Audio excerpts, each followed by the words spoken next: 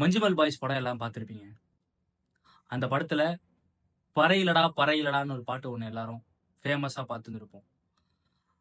அந்த பாட்டை மாதிரியே பறை இல்லை, இங்கே சாதி மதம் எதுவும் இல்லை அப்படின்னு சொல்லிட்டு ஒடுக்கப்பட்டவரோட கஷ்டத்தை பற்றி பேசுறது தான் அவரோட பாட்டாவே இருக்கு. இன்னைக்கு நம்ம வேட்டைக்காரனை பற்றி பேச போகிறோம். நான் உங்கள் மோனிஷ், இது கப்புல் லாயர்ஸ். வாங்க வீடியோக்குள்ளே போகலாம்.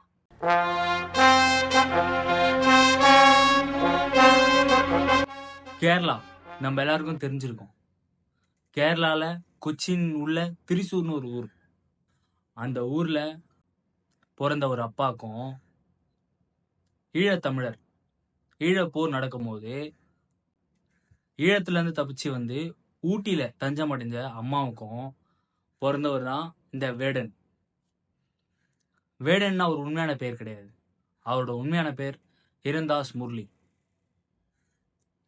1995 அவர் பிறந்திருக்கார். ஹிரண்தாஸ் முரளி இவர் ஒரு ரேப்பருங்க.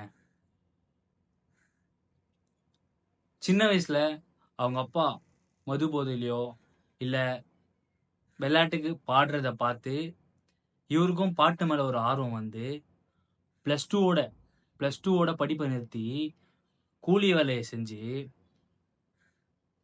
சரி நம்ம ஒரு கலைக்குள்ளே போவோம், நம்மளோட புரட்சியை பற்றி பேசுவோம், அது எது மூலியமா பேசுவோம்னு சொல்லிட்டு இவர் ஒரு எடுத்த ஆயுதம் தான் ஹிப்ஹாப், ரேப்பர்.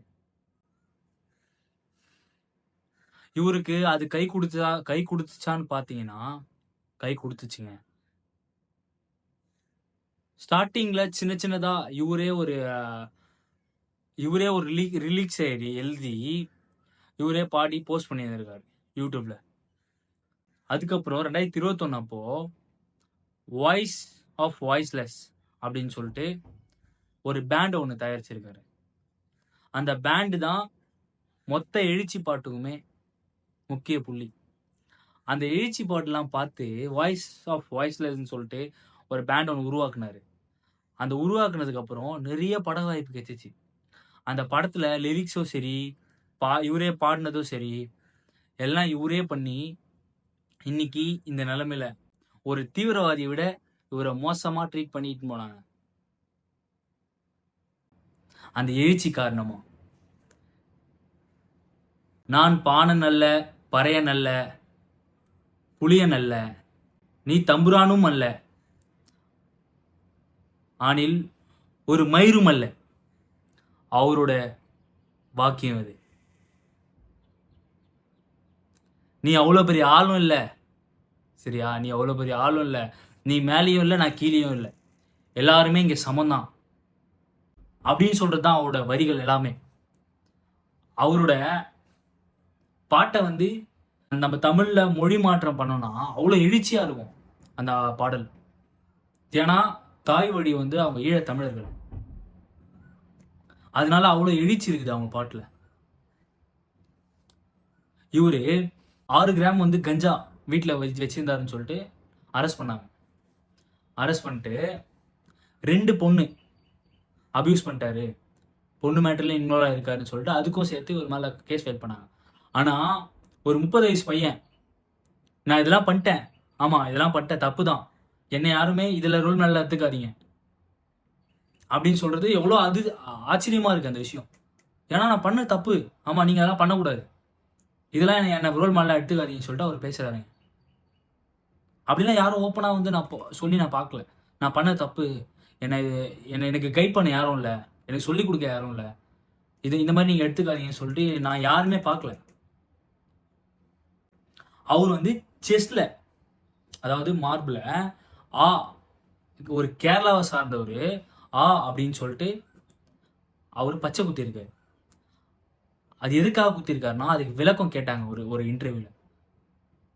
ஆனா அம்மா, ஆனா அப்பா, ஆனா அன்பு, ஆனா அறிவு, ஆனா அழகு, ஆனா அரசியல், ஆனா அஞ்சாமை. அஞ்சாமைனா ஃபியர்லெஸ், எனக்கு பயம் இல்லை, ஆனா அஞ்சாமை எனக்கு பயம் இல்லை அப்படின்னு சொல்றாரு. அதாவது நம்ம கேரளாவை ஆண்டுட்டு இருக்க சிபிஎம் கட்சி அது ஒரு சக்ஸஸ் மீட் ஒன்று வைக்கிறாங்க. சக்ஸஸ் குழு இப்போ நம்ம தமிழ்நாட்டில் இருக்கிறாங்கள 4 வருஷம் நிறைவடைஞ்சது அதுக்கு ஒரு வெற்றி மாநாடு அப்படின்னு சொல்லிட்டு ஒரு மாநாடு வைக்கிறாங்க. அதே மாதிரி கேரளாவில் சிபிஎம் வந்து அந்த ஆளும் கட்சி வந்து ஒரு மாநாட்டுக்கு கூப்பிட்றாங்க, பாட சொல்லி, எழுச்சி பாட சொல்லி கூப்பிட்றாங்க. இவரும் போய் பாடுறாரு. அப்போது அந்த மேடையிலே சொல்கிறாரு என்னன்னா, நான் வந்து இந்த கட்சிக்காக பேச வந்தேன்னு சொல்லிட்டு நினைக்காதீங்க, நான் ஒரு கட்சி சார்ந்தவன் இல்லை, நான் வந்து எதிர்த்து கேட்குறவன், தட்டி கேட்குறவன், என்ன அதை வந்து நான் பாட்டு மூலியமாக கேட்குறேன் அப்படின்னு சொல்லிட்டு சொல்கிறார். இவர் லாஸ்ட்டாக ஒரு இன்டர்வியூ ஒன்று கொடுத்துருக்காரு.